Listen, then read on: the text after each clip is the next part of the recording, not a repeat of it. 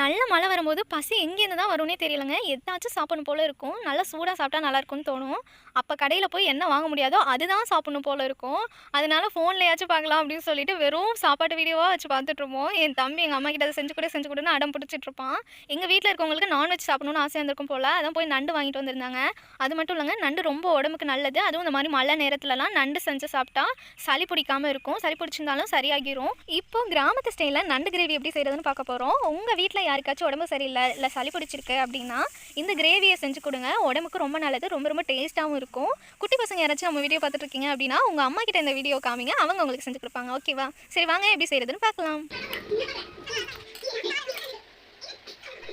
பார்க்கவே சூப்பரா இருக்குல்ல. சாப்பிட்டா அதை விட டேஸ்ட்டா இருக்கும். நீங்களும் இதே மாரி சூடான, சுவையான நண்டு கிரேவி உங்க வீட்ல செஞ்சு சாப்பிடுங்க. அப்படியே மறக்காம அக்காவோட சேனலை சப்ஸ்கிரைப் பண்ணி இந்த பெல் அமைக்க வச்சுங்க. உங்க ஃப்ரெண்ட்ஸ்க்கும்